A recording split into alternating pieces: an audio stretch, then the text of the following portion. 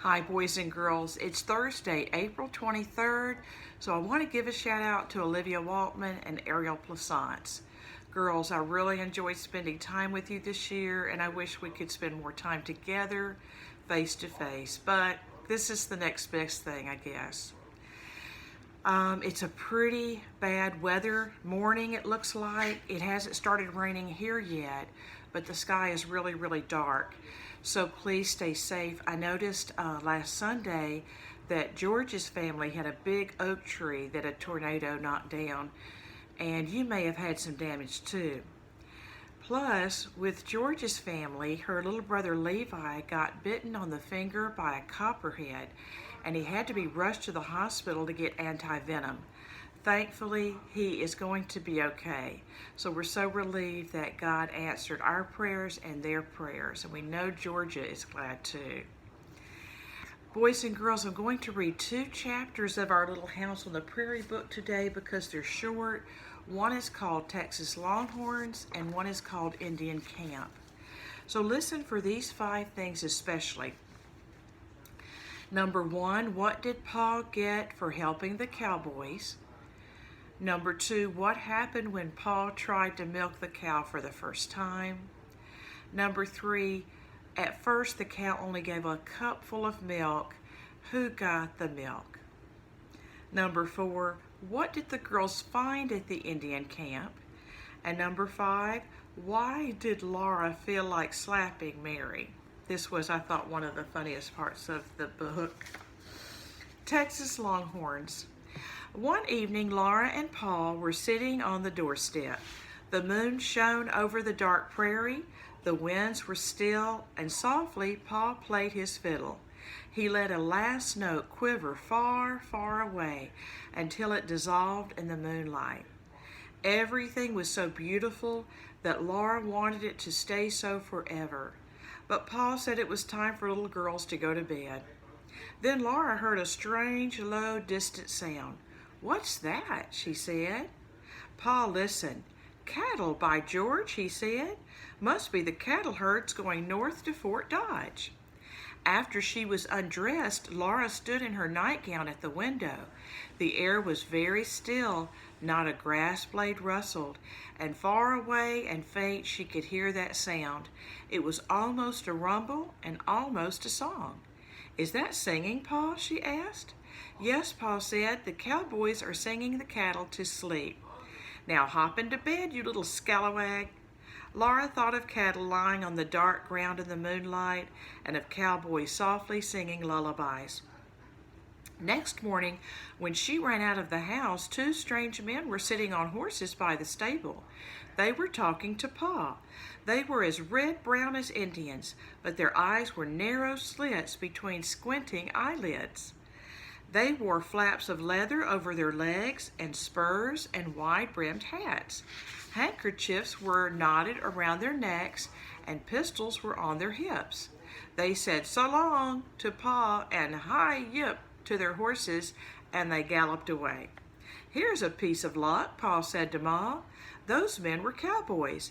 They wanted Paul to help them keep the cattle out of the ravines among the bluffs of the creek bottoms. Paul would not charge them any money, but he told them he would take a good piece of beef.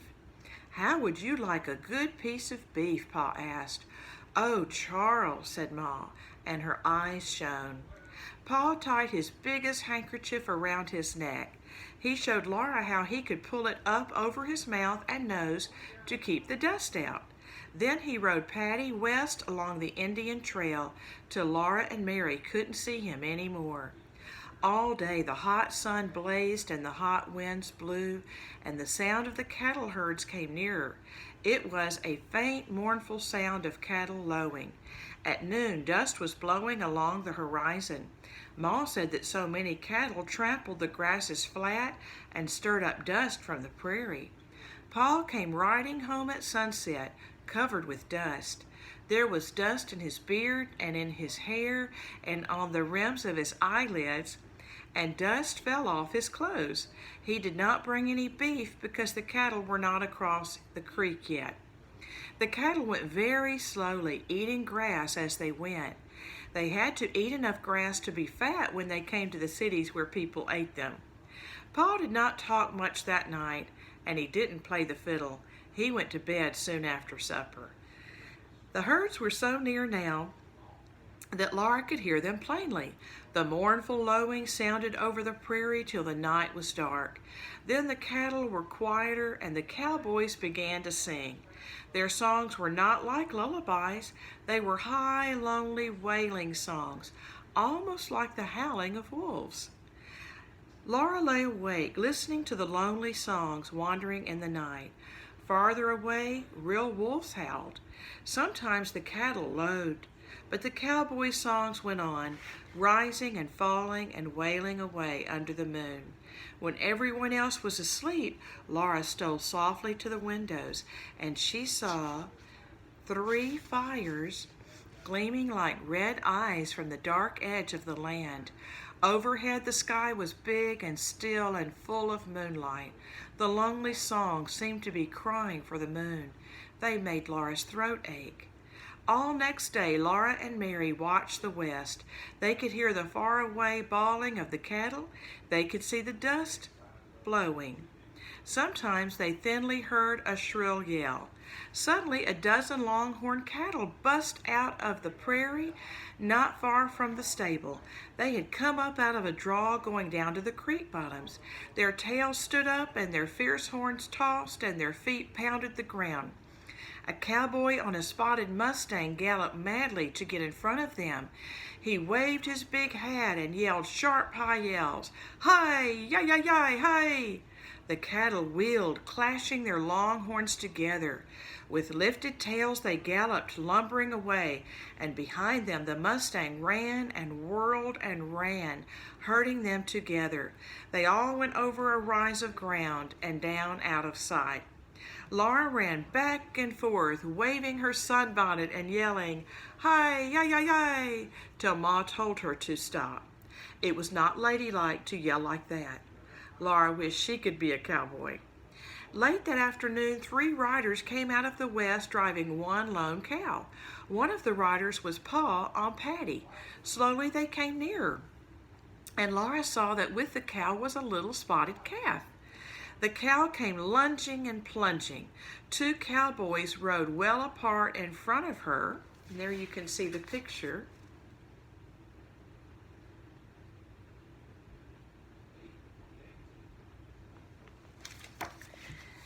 Two ropes around her long horns were fastened to the cowboy saddles. When the cow lunged with her horns toward either cowboy, the other cowboy's pony braced its feet and held her. The cow bawled and the little calf bleated thinner balls. Ma watched from the window while Mary and Laura stood against the house and stared. The cowboys held the cow with their ropes while Pa tied her to the stable. Then they said goodbye to him and rode away. Ma could not believe that Pa had actually brought home a cow, but it really was their own cow. The calf was too small to travel, Pa said, and the cow would be too thin to sell, so the cowboys had given them to Pa. They had given him the beef too. A big chunk was tied to his saddle horn. Pa and Ma and Mary and Laura and even baby Carrie laughed for joy. Pa always laughed out loud, and his laugh was like great bells ringing. When Ma was pleased, she smiled a gentle smile that made Laura feel warm all over. But now she was laughing because they had a cow. Give me a bucket, Caroline, said Pa. He was going to milk the cow right away. He took the bucket, he pushed back his hair, and he squatted by the cow to milk her. And that cow hunched herself and kicked Pa flat on his back. Here's a picture of that.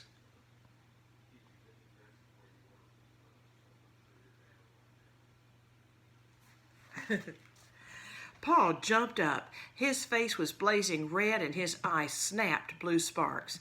Now by the great horn spoon, I'll milk her, he said. He got his axe and he sharpened 2 stout slabs of oak. He pushed the cow against the stable and he drove those slabs deep into the ground beside her. The cow bawled and the little calf squalled. Paul tied poles firmly to the post and stuck their ends into the cracks of the stable to make a fence. Now the cow could not move forward or backward or sideways, but the little calf could nudge its way between its mother and the stable. So the baby calf felt safe and stopped bawling. It stood on that side of the cow and drank its supper, and Paul put his hand through the fence and milked from the other side. He got a tin cup almost full of milk. "We'll try again in the morning," he said. "The poor thing is as wild as a deer, but we'll gentle her. The dark was coming on. Nighthawks were chasing insects in the dark air. Bullfrogs were croaking in the creek bottoms. A bird called whip, whip, whippoorwill. "Hoo, hoo," said an owl. Far away, the wolves howled and Jack was growling. "The wolves are following the herds," Paul said. "Tomorrow I'll build a strong, high yard for the cow that wolves can't get into." So they all went into the house with the beef. Paul and Ma and Mary and Laura all agreed to give the milk to baby Carrie. They watched her drink it. The tin cup hid her face, but Laura could see the gulps of milk going down her throat. Gulp by gulp, she swallowed all that good milk. Then she licked the foam from her lip with her red tongue and laughed. It seemed a long time before the cornbread and the sizzling beef steaks were done, but nothing had ever tasted so good as that tough, juicy beef. And everyone was happy because now there would be milk to drink and perhaps even butter for the cornbread. The lowing of the cattle herds was far away again, and the songs of the cowboys were almost too faint to be heard. All those cattle were on the other side of the creek bottoms now in Kansas. Tomorrow they would slowly go farther on their long way northward to Fort Dodge, where the soldiers were. This next chapter is called Indian Camp. You can see Paul and the girls, and just a little bit of the prairie there with some birds. Day after day was hotter than the day before. The wind was hot, as if it came out of an oven, Ma said. The grass was turning yellow. The whole world was rippling green and gold under the blazing sky. At noon the wind died. No birds sang. Everything was so still that Laura could hear the squirrels chattering in the trees down by the creek. Suddenly black crows flew overhead, cawing their rough, sharp calls. Then everything was still again. Ma said that this was midsummer. Paul wondered where the Indians had gone. He said they had left their little camp on the prairie, and one day he asked Laura and Mary if they would like to go see that camp. Laura jumped up and down and clapped her hands, but Ma objected. "It is so far, Charles," she said, "and in this heat." Paul's blue eyes twinkled. "This heat doesn't hurt the Indians, and it won't hurt us," he said. "Come on, girls." "Please, can't Jack come too?" Laura begged. Paul had taken his gun, but he looked at Laura, and he looked at Jack. Then he looked at Ma, and he put the gun up on its pegs again. "All right, Laura," he said. "I'll take Jack, Caroline, and leave you the gun." Jack jumped around them, wagging his stump of a tail. As soon as he saw which way they were going, he set off, trotting ahead. Paul came next, and behind him came Mary and then Laura.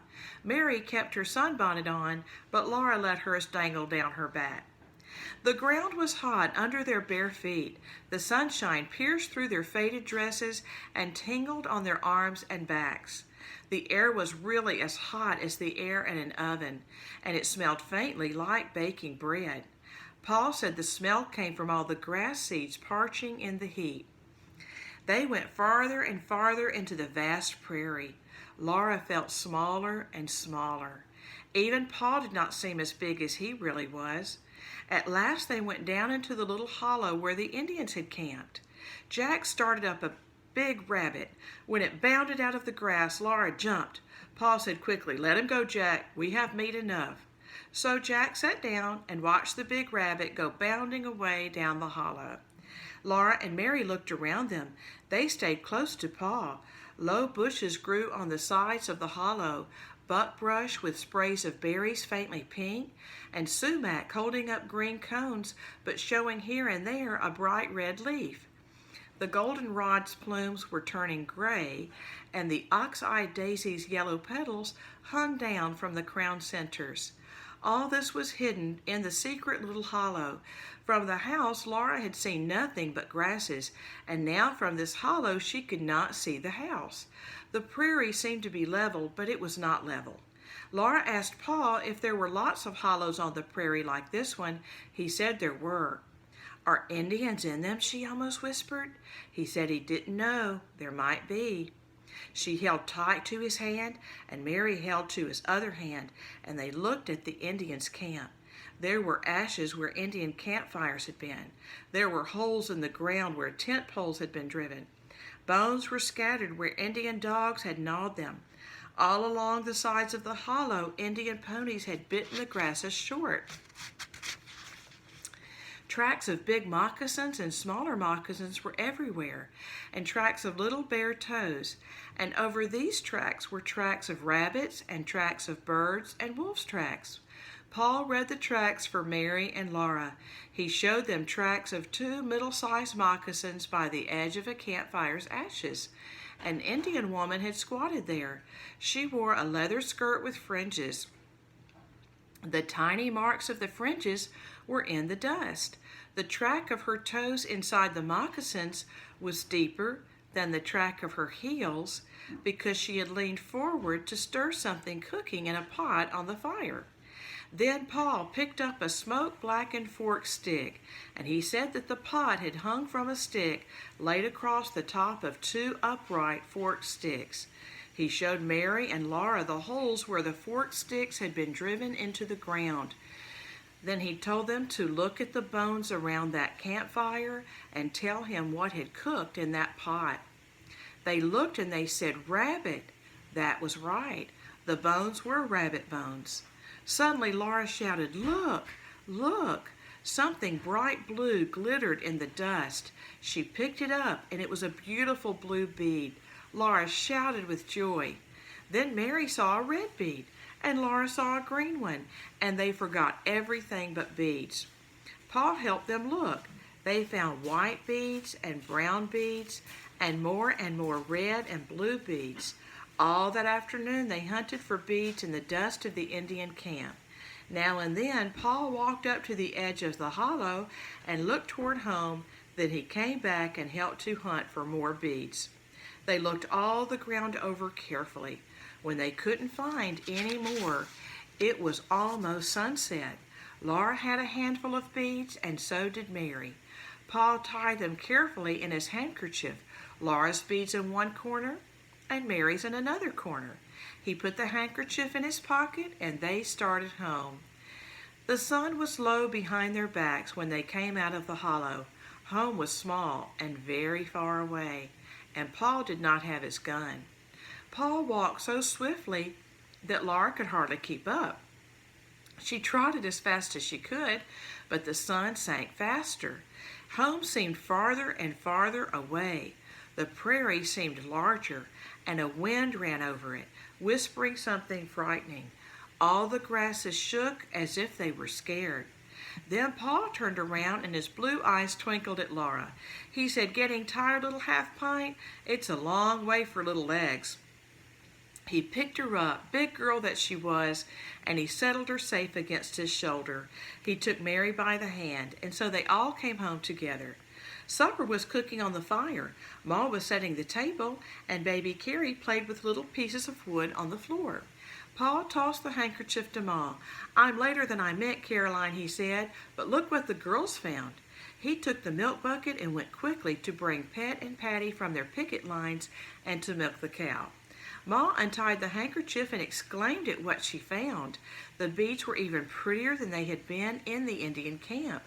Laura stirred her beads with her finger and watched them sparkle and shine. "These are mine," she said. Then Mary said, "Carrie can have mine." Ma waited to hear what Laura would say. Laura didn't want to say anything. She wanted to keep those pretty beads. Her chest felt all hot inside. and she wished with all her might that Mary wouldn't always be such a good little girl.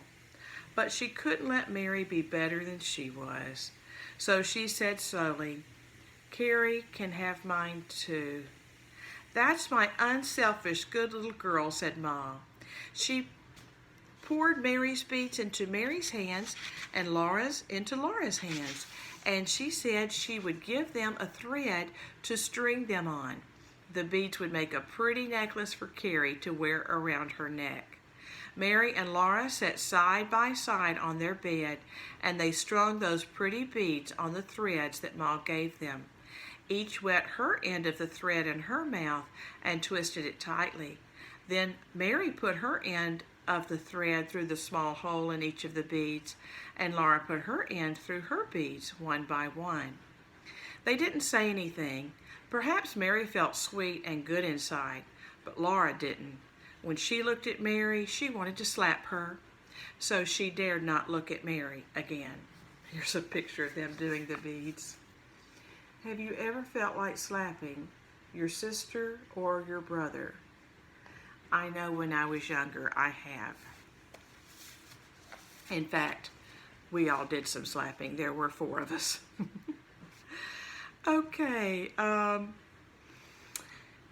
let's see where we were. The beads made a beautiful string.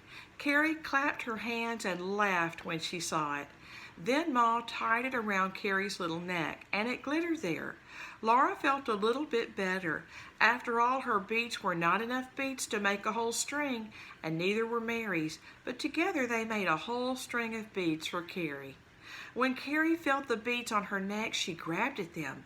She was so little that she did not know any better than to break the string. So Ma untied it, and she put the beads away until Carrie should be old enough to wear them. And often after that, Laura thought of those pretty beads, and she was still naughty enough to want her beads for herself. But it had been a wonderful day. She could always think about that long walk across the prairie and about all they had seen in the Indian camp. Okay, tomorrow we'll read about fever and ague. Here are the questions, so be sure you have your piece of paper ready. Number 1, what did Paul get for helping the cowboys? There were 3 things. Name as many as you can think of.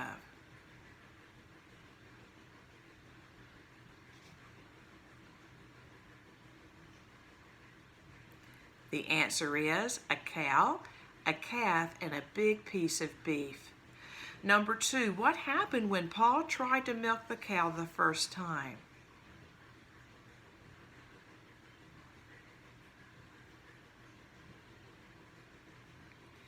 The answer, the cow kicked Paul and he fell on his back.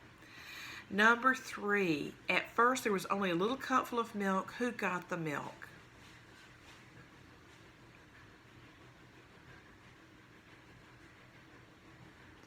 The answer, baby Carrie. Number 4, what did the girls find at the Indian camp?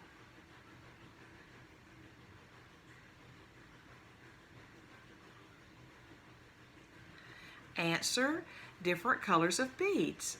And number 5, why did Laura want to slap Mary?